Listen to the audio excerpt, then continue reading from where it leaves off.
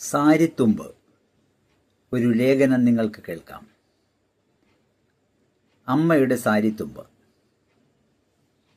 സ്കൂളിൽ ടീച്ചർ പറഞ്ഞു, അമ്മയുടെ സാരിത്തുമ്പിനെക്കുറിച്ച് ഒരു ഉപന്യാസം എഴുതൂ.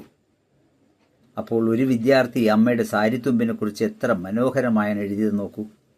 ഇത് പൂർണ്ണമായും വായിച്ചാൽ നിങ്ങളുടെ ഹൃദയം നിറയും. ബഹുമാനപ്പെട്ട ഗുരുജി, അമ്മയ്ക്ക് ഒരു മാന്യമായ വ്യക്തിത്വം നൽകാൻ ആ സാരിത്തുമ്പ് കൂടെ ഉണ്ടായിരുന്നു. അടുപ്പിൽ നിന്ന് ചൂടുള്ള പാത്രങ്ങൾ ഇറക്കി വയ്ക്കാൻ അമ്മ ഉപയോഗിച്ചിരുന്നത് തൻ്റെ സാരിത്തുമ്പാണ്.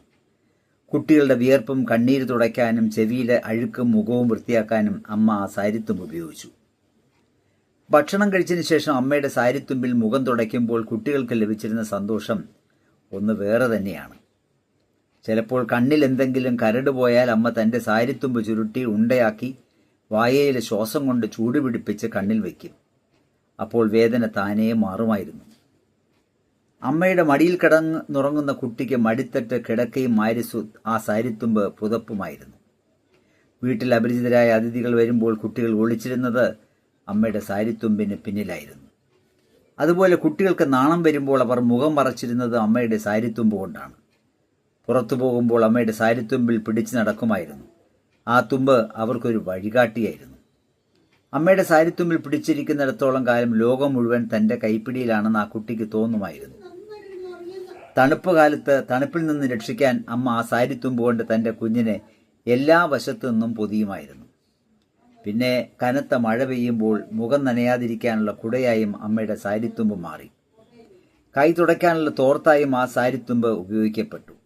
മരത്തിൽ നിന്ന് വീണുകിടക്കുന്ന ഞാവൽപ്പഴങ്ങളും സുഗന്ധമുള്ള പൂക്കളും പെറുക്കിയെടുക്കാൻ അമ്മ തൻ്റെ സാരിത്തുമ്പ് ഉപയോഗിച്ചു.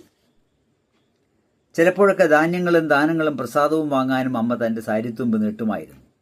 വീട്ടിലെ സാധനങ്ങളുടെ പൊടി തുടയ്ക്കാനും അമ്മയുടെ സാരിത്തുമ്പ് സഹായിച്ചു. എന്തെങ്കിലും സാധനം കാണാതായാൽ അമ്മയുടെ സാരിത്തുമ്പിൽ ഒരു കെട്ടിടും. ഉടനെ അത് കണ്ടുകിട്ടുമെന്ന് ഞങ്ങൾക്ക് ഉറപ്പായിരുന്നു. അത് സത്യമാവുകയും ചെയ്തു. അമ്മയുടെ സാരിത്തുമ്പിലെ ആ കെട്ട് ഒരു സഞ്ചരിക്കുന്ന ബാങ്കോ സേഫോ ആയിരുന്നു. കുട്ടികളുടെ ഭാഗ്യം പോലെ ചിലപ്പോൾ ആ ബാങ്കിൽ നിന്ന് ചില്ലറ തുട്ടുകളും കിട്ടുമായിരുന്നു. അമ്മയുടെ സാരിത്തുമ്പ് എന്നത് ഒരു മാന്ത്രിക അനുഭവമാണ്. ഇന്നത്തെ തലമുറയ്ക്ക് അത് ഒരിക്കലും മനസ്സിലാകില്ല. ഇനി ജീൻസ് ധരിക്കുന്ന ഒരമ്മയ്ക്ക് എവിടെ നിന്ന് കിട്ടും ഒരു സാരിത്തുമ്പ്? സാരി ധരിച്ച അമ്മമാരുടെ ആ സ്നേഹത്തണൽ നമുക്ക് നൽകിയ എല്ലാ അമ്മമാർക്കുമായി ഇത് സമർപ്പിക്കുകയാണ്. ഈ ലേഖനം വായിച്ചത് ഡോക്ടർ ആർ വേലായുധൻ.